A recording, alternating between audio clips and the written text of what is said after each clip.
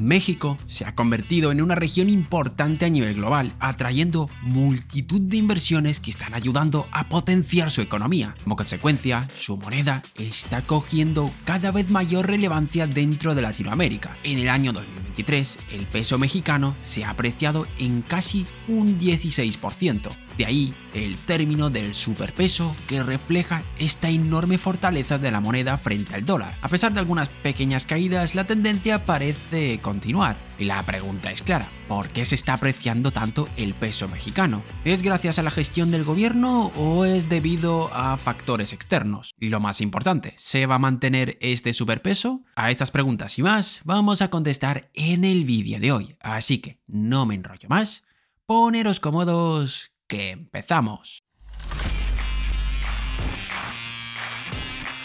Para entender esto, hay que introducir un concepto fundamental dentro de la teoría monetaria: la liquidez. Una moneda líquida es aquella que es fácilmente comprada y vendida en los mercados cambiarios. Es aquella que genera una gran confianza dentro de los inversores y aquella que se negocia en grandes volúmenes. El dólar estadounidense es la moneda más líquida del mundo, respaldado por el mayor volumen de transacciones internacionales. En el otro extremo tenemos las monedas menos líquidas, monedas de países con una alta inflación, donde el valor disminuye constantemente y la mayoría busca deshacerse de ellas. Ejemplos fáciles: el bolívar o el peso argentino. El peso mexicano se sitúa como la moneda más líquida dentro de Latinoamérica. Según los datos del Banco de Pagos Internacionales, el volumen de transacciones con pesos mexicanos ha experimentado un aumento del 3% a nivel global en los últimos 3 años, situándose en el puesto 16 entre las monedas más negociadas a nivel mundial. Y esta liquidez es lo que permite que la moneda se vaya apreciando poco a poco. Ahora bien, ¿por qué el peso mexicano tiene tanta liquidez? En primer lugar, la moneda de México opera con un régimen de libre flotación, permitiendo que su valor fluctúe libremente con mínimas intervenciones por parte del Banco Central. En segundo lugar, es negociable durante las 24 horas del día,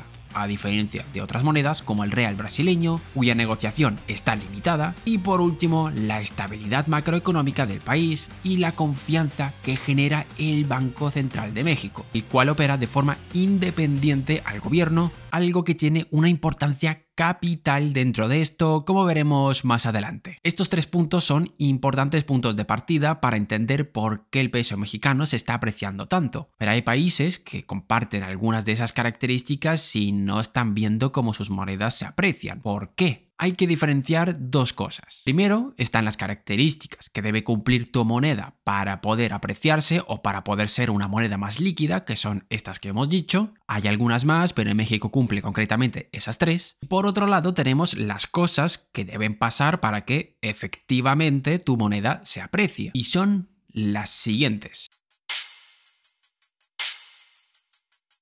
En primer lugar, hay que destacar la posición que ha adoptado México en los últimos años a nivel internacional. El país se ha convertido en un destino atractivo para el capital gracias al fenómeno del nearshoring, algo que ya comentamos en este canal. Tenéis en la descripción un vídeo donde explicamos por qué México se ha convertido en un foco importante de las inversiones. México es utilizado como puente para que China y Estados Unidos puedan seguir comerciando, saltándose las restricciones que se han impuesto los unos a los otros. Este incremento de las inversiones está generando un aumento de la entrada de dólares dentro de México. Concretamente, en el año 2022 hubo un incremento de un 17% respecto al año anterior, y estos dólares se quedan como reservas que ayudan a apreciar la moneda, ya que generan un respaldo que hace que los inversores quieran tener más pesos. La inversión extranjera directa ha subido en un 12% en el año 2022, y en los próximos años se esperan más incrementos, con anuncios de inversión valorados en 44.000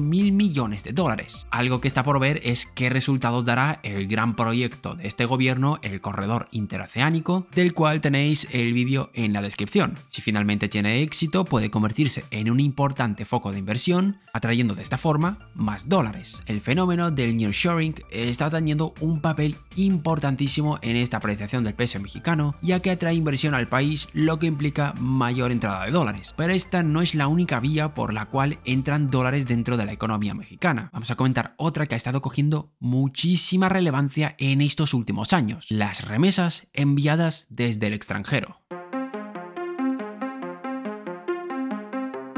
nunca se había registrado un monto tan elevado de remesas enviadas a México, reflejando un aumento de un 8,4%. Es más, las remesas se han convertido en la principal fuente de ingresos extranjeros de México. La gran fortaleza del empleo en los Estados Unidos ha impulsado de forma considerable el envío de remesas por parte de la comunidad mexicana. Hay más trabajo en los Estados Unidos, por tanto mayores salarios, haciendo que se pueda enviar más dólares a México. Este flujo de dólares ayuda a apreciar el peso, generando un círculo que se va retroalimentando. Los mexicanos envían remesas al país, cosa que provoca una apreciación del peso. Esa apreciación del peso genera que se necesiten enviar más dólares al país y así podemos seguir. Y algunas de estas remesas tienen una finalidad poco convencional y es encubrir los ingresos del narcotráfico. Según un funcionario del gobierno estadounidense, hasta un 10% de todas las remesas que recibe México pueden provenir de la venta de drogas. Esto implicaría que en junio del 2023 al menos $500,000 podrían ser fondos generados por la venta de sustancias ilícitas. Los cárteles parecen haber encontrado en las remesas una forma de blanquear el dinero generado por su negocio en los Estados Unidos. Lo hacen a través de tiendas minoristas y las compañías de transferencia de dinero. Lo que levanta sospechas acerca del origen de muchas de estas transferencias es que hubo un crecimiento descomunal del envío de remesas desde 8 estados de los Estados Unidos donde no hay una presencia significativa de población mexicana. Es difícil tener datos precisos sobre este tema porque evidentemente los cárteles no tienen una página web donde desglosen sus cuentas, pero todo apunta a que están utilizando el envío de remesas para lavar activos. Al entrar de forma limpia dentro de México, está generando un incremento de las reservas. Así que las remesas son otro factor importante que nos ayuda a explicar este fenómeno del superpeso. Y nos faltan otros dos por comentar que tienen que ver con el FMI y con el Banco de México. Otro actor que ha contribuido, aunque en menor medida, es el FMI. El gobierno mexicano anunció en noviembre la aprobación de una nueva línea de crédito con el Fondo Monetario Internacional por valor de $35,000 millones. Esta línea tiene el nombre de crédito flexible. Es un mecanismo que solo está disponible para ciertos países que cumplan una serie de requisitos, sobre todo estabilidad macroeconómica, y tienen la finalidad de fortalecer las reservas del país. Es como un fondo de emergencia que pone a disposición el FMI en caso de necesidad.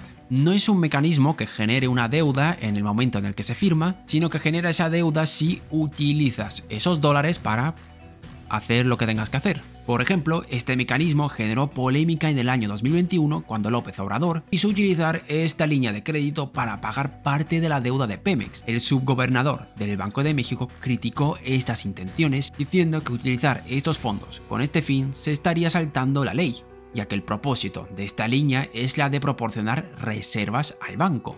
Finalmente no se utilizó y sigue ahí en las reservas del Banco de México. Como hemos dicho, es algo que no genera una deuda de por sí, sino que solamente la genera en el momento en el que metas tu mano y utilices esos dólares. Después tenemos el diferencial en las tasas de interés. Frente a las presiones inflacionarias que hubo después de la pandemia, los principales bancos centrales decidieron elevar sus tipos de interés. Los bancos centrales de las economías emergentes tuvieron que reaccionar rápido frente a esta subida, elevando también sus tipos de interés, ya que si los intereses de los Estados Unidos suben, los inversores preferirán irse a ese país porque evidentemente es más seguro. Y el Banco de México tuvo una actuación destacable en este aspecto, ya que respondió de forma ágil y efectiva contra la inflación, subiendo los tipos de interés 9 meses antes que la Reserva Federal, subiendo lo que se conoce como el diferencial de los tipos de interés. El diferencial de los tipos de interés es la diferencia que hay entre un tipo de interés y otro, en este caso los de Estados Unidos y los de México. Al subir primero las tasas, el Banco de México ha provocado que los inversores se muevan hacia el país apreciando el peso. Aquí la clave está en la autonomía que tiene el Banco de México, que le permite tomar decisiones sin tener en cuenta los deseos del gobierno. Un gobierno de izquierdas dudo mucho que quiera llevar a cabo una política monetaria restrictiva en medio de subidas de inflación. Esta subida ha generado un incremento en ese diferencial, haciendo que la comunidad inversora vea con mejores ojos el invertir en México, haciendo que estas inversiones aprecien el valor del peso. Y ahora que hemos mencionado al gobierno, ¿el gobierno tiene parte de responsabilidad en esta apreciación del peso? Dado que el gobierno no puede alterar la trayectoria de los tipos de interés, debe usar otros mecanismos para modificar la cantidad de dinero en circulación, y ese mecanismo es el déficit fiscal o el superávit fiscal. Mediante el superávit estás sacando dinero de la economía, provocando que haya una menor cantidad de este y que el valor se incremente. Mientras tanto, el déficit hace todo lo contrario. ¿Y qué ha hecho el gobierno? Aumentar el déficit y la deuda. Los pronósticos de la Secretaría de Hacienda para el 2024 proyectan los mayores niveles de déficit público en más de 30 años. Esto genera preocupación en los analistas económicos, que advierten que esto legará fuertes problemas fiscales a la siguiente administración. El paquete económico contempla niveles de déficit presupuestario del 3,3% en el año 2023 y de casi un 5% para el año 2024, el más alto desde 1988. Esta situación podría resultar en una degradación de la calificación crediticia y complicaría la labor del Banco de México para combatir la inflación. Si la comunidad internacional desconfía de las cuentas del gobierno, apostará en contra de este, pidiendo por su deuda mayores tipos de interés, empeorando aún más las cuentas públicas, ya que tendrán que pagar mayores intereses por la deuda. Aún está por ver los resultados que dará el corredor interoceánico para saber si darle o no esta medallita al gobierno, pero en general poco ha contribuido en este fenómeno del superpeso. Y para el año 2024 hay previsiones de que este se va a desinflar un poco. Citibanamex realizó una encuesta entre 33 entidades financieras, casas de bolsas y grupos de análisis, y todas coincidieron en que la moneda mexicana se debilitará en el próximo año 2024, es decir, en el que estamos ahora. Como fechas clave ponen las elecciones de Estados Unidos y las propias elecciones de México, donde las reglas del juego pueden dar un giro de 180 grados. En septiembre del año pasado, la Secretaría de Hacienda presentó sus criterios generales de política económica de 2023, proyectando que el superpeso se debilitará a 17,60 al cierre del año 2024. Una de las razones detrás de estas predicciones pesimistas es que se especula que el Banco de México empezará a rebajar sus tipos de interés, algo que podría acortar ese diferencial que hemos comentado. Como la inflación está cediendo en México, el Banco de México ya no tiene razones para tener los tipos de interés tan altos e irá bajándolos poco a poco para así facilitar el acceso al crédito a los mexicanos. En definitiva, el fenómeno del nearshoring, el turismo, el envío de remesas desde el extranjero y la buena política del Banco Central han hecho posible este milagro del superpeso. Lo del turismo es importante, pero no lo hemos comentado mucho en el vídeo ya que no tiene demasiado misterio. Hay más turismo, llegan más divisas. Fin. Ahora está por ver cuánto aguantará esta tendencia y ver si las cuentas públicas se mantienen en la misma línea, algo que puede generar bastantes problemas en unos años. El tiempo dirá. Hasta aquí el vídeo de hoy. Dejadnos en los comentarios qué opináis vosotros. ¿Creéis que el superpeso se va a desinflar? Os leemos en los comentarios. Gracias por vernos un día más y nos vemos en el próximo vídeo.